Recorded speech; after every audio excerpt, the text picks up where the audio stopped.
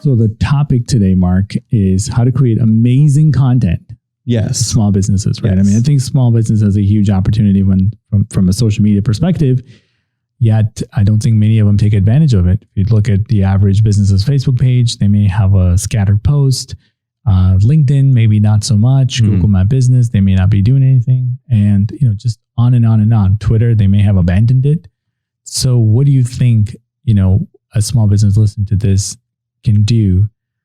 I would want them to do it on their own. Yeah. To a certain extent, and then find somebody to do it. Because like I said, the most cost-effective way to do it is do it yourself. And I know you got some strategies. We created a video the other day. I want to kind of create a podcast episode. So kind of let's just unroll. Yeah, sure. Okay. So we've kind of we've talked about this before, but social media is a very underutilized or very misunderstood kind of tool to increase some organic marketing growth trends. Especially with younger businesses, a lot of students are realizing that there's a lot of potential in that. But for traditional businesses or older businesses, social media is kind of like this really weird enigma. Yeah. So I think it's important to really understand what each platform has to offer you and how you can utilize it best, right? So everyone knows Facebook. Everyone knows Facebook as like the like sort of grandfather, right. Yes, of all social media platforms. It started out as like this little platform by Mark Zuckerberg as like a internal kind of social media platform for people to get to know each other at a university. And then slowly it grew into this massive platform that we know it to be today. Yep. But the thing about Facebook is that as it's grown older, so has the target audience, the demographic of people who use it.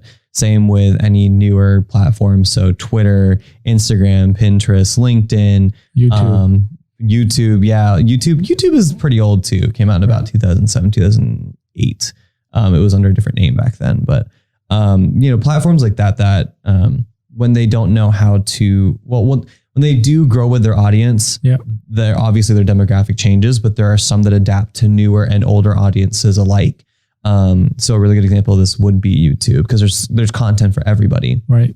But for Facebook, Facebook's target demographic is usually people in their mid to late 20s, all the way up until like their 55 plus range. So they cover all like the late Gen Zs, the millennials, and then, everything up from there.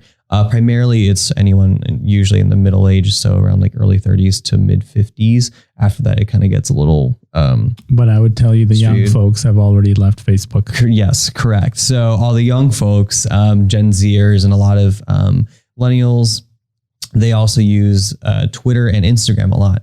So Instagram is like the visual half of social media that has really exploded, right? Yep. People love sharing, these photos about their life, or a lot of times I'll hear Instagram described as like a highlight reel of your life. Yep. You're posting what you want people to see and kind of what you really like. Yeah, you curate that kind of content based on what you're doing, kind of really putting the whole like live in the moment, but take a snapshot of it to remember it by. Right. That's really, really important. Or you live for the Instagram. You live for the Instagram. Yeah, you live for yeah, I mean, some people do. It's a little bit addicting when you do get a certain amount of likes and you're like, oh, this is really cool. How can I push that? How can I get more engagement? How can I, get seen and then possibly turn this into some kind of like branding opportunity, or like turn myself into a brand deal or someone who can do X, Y, and Z with bigger companies? Because realistically, there are some people that want to become influencers, but don't know how. And then there's some people that become influencers because they're authentically themselves on social media. And that's what people are attracted to, right? So how can a business create a ton of content and do the best possible job on social? Sure. What should they do? Well, the first thing is to really understand like what platform are you trying to go for, right? Yeah. If you are a like small little bakery, for example, you're not going to use Twitter you can, but you're not going to go to Twitter as your primary kind of platform. Usually you'll be on Instagram promoting all that kind of stuff and using hashtags that people follow. You'll be on Facebook using a Facebook business page. Those will be your go-tos for marketing. But then what are you trying to say, right? On Facebook, you're going to be a lot more promotional. On Instagram, you're going to be kind of selling this idea, a concept of what, your little bakery is like, your products and how they're different from everyone. Maybe you're appealing to a local audience. Maybe you're, providing like these high quality gourmet baked goods only in this area. And then people are kind of like, oh, I want to go try that and visit that, when I'm down there. Whereas if you're a bigger brand or someone who's, marketing nationally, you want to appeal to different regions, or maybe you want to appeal to like this general concept that, oh, is this available to me as someone who's in, XYZ location?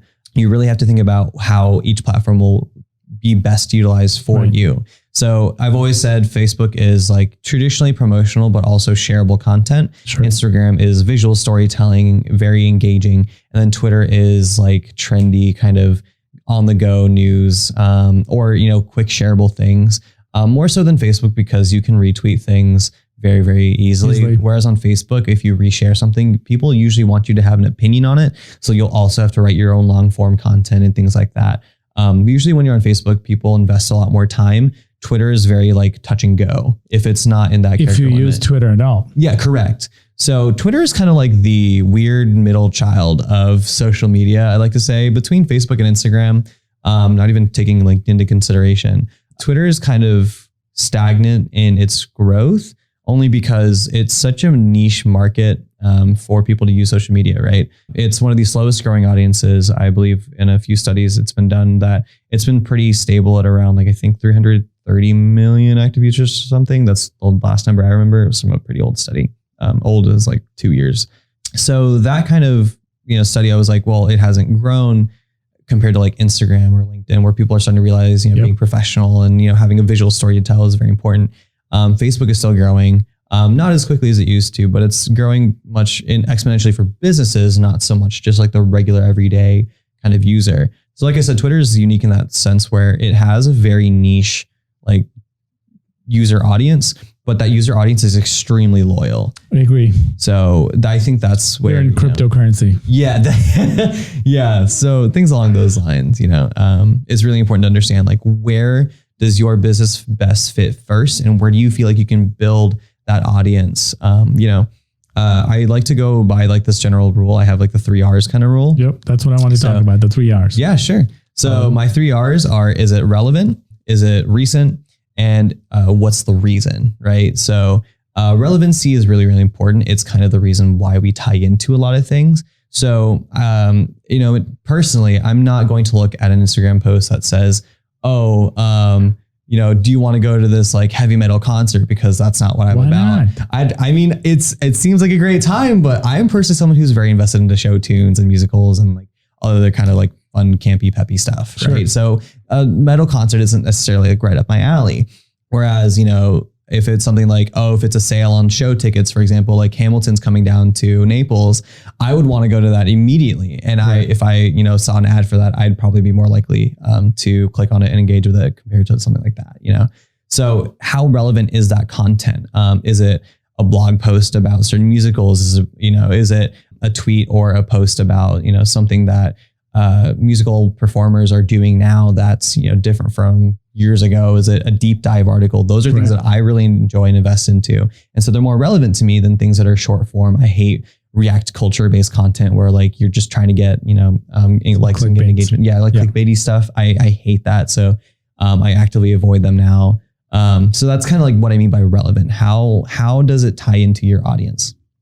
The second one, the second R is recent. Yeah. So how recent is your content? Now, not necessarily saying that, older content is bad, but is that kind of what your company goes for? Are you investigative journalism? Are you trying to go with trends? So obviously the news industry is much more deep dive based, but they also play on the trendy recent news side, right? Or if you look at the fashion industry, there's fast fashion and there's vintage fashion. Yep. So, those play on trendy and then older topics as well. So really, where are you trying to place your content, and how are you positioning yourself in a way that, you either appeal to one or both audiences, both being that you are reporting on these trends, but also understand the importance of reflecting on the history? Or are you solely based in are you not living in the past, but are you based in the past and then, projecting future and bringing it back? Or are you trendy and trying always like new, marketing methods or margins? Are you pushing a new trend per se? That's what I mean by recent. And the third R is reason, right? So this is the ultimate kind of why as to why do we go through like these, like all this content? Like, why do we go through the length for all this content to really like just sit down and stare at a screen for hours on end, you know, reading, reviewing, watching, whatever it is, right? They're like little anchor points that drag us along to like say, this is why this content is important to me. And this is why I think I should share it. And I think that's storytelling, right? At the end of the day, really, that's the reason is this is what our company is about. This is what we're doing. And you got to fill in the, you know, the blanks. Yeah, absolutely. And it's up to the person to kind of translate that and say, oh, I see. And we've been posting a lot of content about the studio and the studio and the studio. Yes. It's the same thing, right? We're really excited about it and we're talking about it because that's our story. So go ahead. No. And I mean, that's exactly right. At the end of the day, you know, everything that you post content wise is storytelling. You're trying to, you know, tell a narrative and then give a personal opinion on it. And then say, you know, because this is who we are as a company, as a brand, and these are our values. This is why we think that, you know, you should be, you know, one of our people who follows us or is in our target audience. You know, this is why we're relevant to you. Things like that. You know, those are really important. Go over the 3 R's once again. Sure. Relevant. Yes. So reason.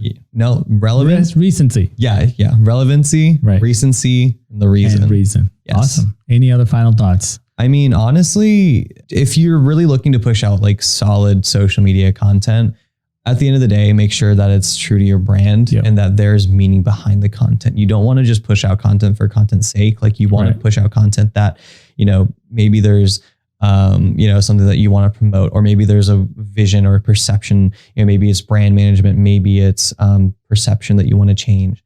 You know, there has to be a reason to why you're publishing that content. Otherwise, you know, if you don't have a reason to post that content, why do people have a reason to invest into it? Yeah, it's like blogging for blogging. Yes, pretty much. We hate that. We say that a lot. We don't want to blog for blog. You need a reason to it. So then it's like you're just talking about the same thing in circles instead of kind of moving that conversation forward. I mean, what about those folks that want to post, but they just don't have the bandwidth, but they, you know, there's a lot of that, right? And then you sort of get some help and then they do it for so short term and then that dies and then you fall off and you start with a different strategy. And that, I mean, that's, I think the trap that small businesses are in. It's not that they don't want to, it's just that they can't keep up. No. I understand. Social media can be a lot, especially if you're very kind of strapped for resources. Yeah, strapped for resources or time. Yeah, especially. Thank you for filling that in. Yeah. If time is your biggest concern, my thing would be to then plan it out. Traditionally, I plan out my calendars in quarters because you can plan out, you know, posting calendars for spring. You can post for summer. You know, seasonal calendars are very, very popular. You can look at all the different kinds of national holidays coming up, all the trends, and then you can adjust for whatever's going on in the moment. So, because you're not super set in your way. Some people plan out a month in advance, maybe a couple weeks in advance if they're able to stay on top of content like that. But really, like, if you're struggling to post content, really look at, you know, what kind of content do you want to push out? Is it important that you post every day, or would you rather just be consistent on your posting? I would say use a tool. Like, definitely use a tool, or like consult somebody to really understand like what is your position in your unique space and how can you best utilize social media to then further your marketing practices or improve your branding, things like that. I mean, that's the thing. I mean, the only reason I talk about social media for small businesses is that that's what they think they need to do, which I'm fine. I mean, they should do a paid and organic and everything else as well. But this is the thing that they can do because everybody has a Facebook account. They were used to staring at it or going through the news feed and clicking on ads. They get that, but they still can't execute it. And if you can't execute that, and I'm like, wow, you know what I'm saying? And this is free. There's no cost to it. So when it comes to cost is a big barrier and concern. There is no cost. Instagram doesn't charge you anything to post. So you just need to use your brain and your time and do it. So that's why I'm like, hey, let me give every tip I can, because every business owner that's listening to this should be having an amazing social presence. Because there's no reason not to.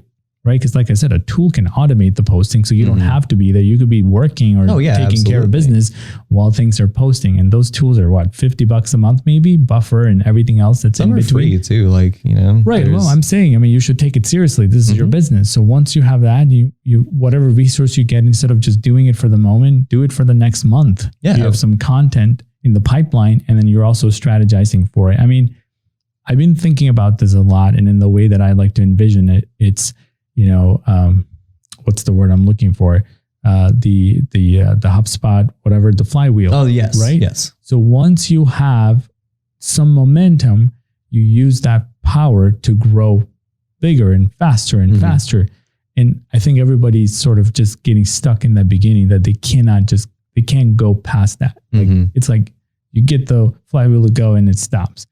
And there's no like pushing force or like any motivation to keep doing it. And it should be like, okay, I got this. I built the momentum. So if you're posting 10 times a week, this week, next week should be 15. And the week after that should be 20. And the week after, that's what I'm talking about. That's the only way that it's actually going to give you the results.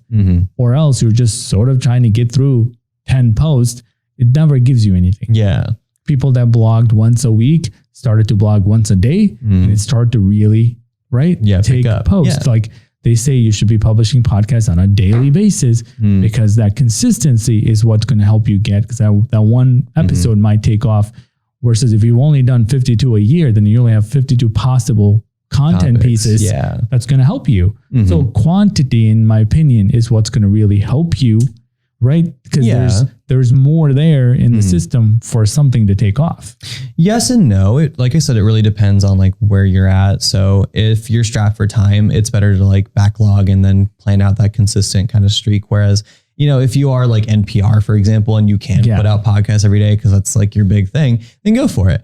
But most companies don't really have a reason to put out daily content. They weekly or even like just regularly, whatever that is. Wouldn't that be just being average? The dream is to really put out a regular, like consistent content that's also very like recent and trendy. Yeah. So I notice a lot of like content producers, if they're not in the news space, but they still want to post daily, they'll post kind of like personal opinions on like trending events, or like they'll post, this is like a week in review, and then talk about like the different things throughout the week, things like that, that give them, something to talk about and still post. But I think if they don't do it hard enough, they're just not going to see the results, and they'll just sort of see results and say, well, this isn't driving me any results, so I'm going to cancel or stop or whatever. I'm not going to keep paying the social media person. It's not their fault. I think they're just not trying hard enough. Because I think the platform is like the fire hose. So if you don't actually do something about it, it's just going to be one post in a million tweet happening in a minute or a second. How is that tweet going to get anywhere? Right? I just really feel like you need to be on top of it, and you should be doing it consistently. And I think that's the real core message, is consistency. And if we get that past, then the flywheel will work. Sure. Right? As long as they understand the 3 R's. Let's go over that again, because I already it's it's relevant, reason, and recent, right? So if they continue to do that and just keep following that, they will have the flywheel effect, in my opinion. Oh, absolutely. And I think it's important to acknowledge that people who do post on that regular, like, or frequent basis, they've mastered the art of making meaningful content. I want small business to master the art. So I really do. And I'd rather them own their recipe than to use, somebody else's recipe, and it may not work and then they fail. Like, figure it out. If you're a plumber, figure out what's going to work for you, because it's your business at the end of the day. Yeah. You should own the recipe. Oh, absolutely. Because let somebody execute your recipe. It's better to see your content improve over time than just kind of like spitballing all these different ideas and like you really don't see it working. Cool. Like that, I think that is really important to like acknowledge and like kind of incorporate into your content, because, at the end of the day, like I said, if you don't have a reason to be posting that content or anything that ties you into it, then why does anyone else? Right. So like that is like where you should start and end, all your kind of content. But I mean, it's also important to acknowledge that like consistency and growing is also very important. So seeing that kind of growth trend in your posts is really interesting too. Like you look back and you kind of go, wow, I posted that. I never would have said that today, because you figured out what works best for you. But if you're someone who's just like, they don't really understand like that importance of like reflecting and seeing a difference, you're just kind of posting to post, then I don't really know what you're doing on social media. No, I just really want them to get a hang of it. Like I said, it's absolutely free. They should be utilizing it. Oh, absolutely. And I'm sure there's a billion podcast episode on it, but I had to so we made video. We talk to small business every day, going through basics, Facebook 101 stuff. So I'm like, man, let's really make sure that we share that content. So thanks, Mark. For sure. Appreciate you being here, my man. Thank you for having me.